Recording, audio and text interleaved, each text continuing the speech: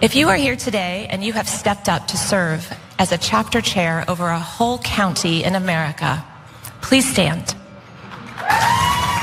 If you've spoken at a school board meeting in the last 3 years, stand with them. If you've traveled to your state capital to meet with legislators to advocate for parental rights or better education, please stand with them. If you've had to walk through an angry mob yelling at you, please stand. If you are currently following through with what you know God has told you to do, please stand. You are the courage in America right now. You are the Thomas Paines, the Benjamin Franklins, the Margaret Corbins. We are in a fight for liberty. We are in a fight for the future of this country.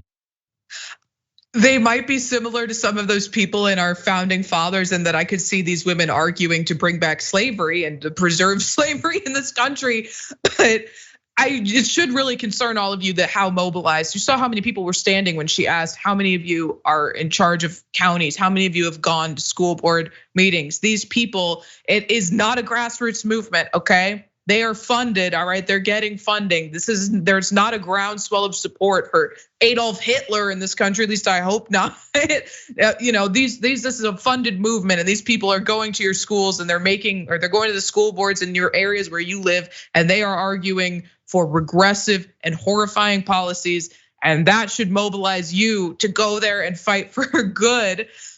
And just to motivate you a little bit more, let's talk about this right-wing hate group in a little more detail from The Guardian. Group was founded in 2021 during the COVID pandemic and rose to prominence through outspoken opposition to school mask mandates. The group is now spread across the United States. Its membership fueled by the Republican-led moral panic over a woke ideology that is supposedly sweeping public schools and indoctrinating children. At present, the group counts 285 chapters in 45 states. As the group has grown, so too has its political ambitions. Moms for Liberty places particular emphasis on capturing local school boards in order to secure greater control over school policy.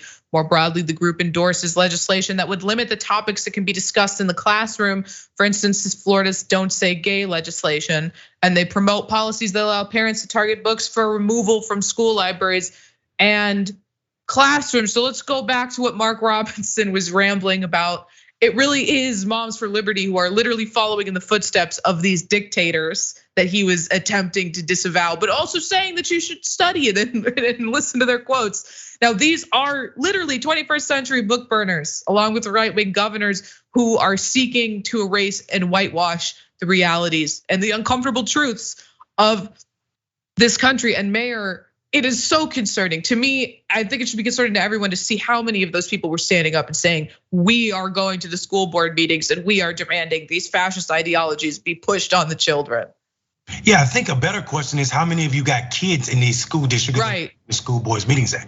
We know that there's an overrepresentation of Black and brown kids in public school, but this argument and the CRT argument became a #1 issue, and now we're banning books again. The last time we banned books in this manner from schools would have been what we saw from the Daughters of Confederacy, which changed the history and also basically created this lost cause argument that we're still fighting against 50, 60 years later. So I am so afraid of what happens to public education because of Moms of Liberty and 2 or 3 generations from now.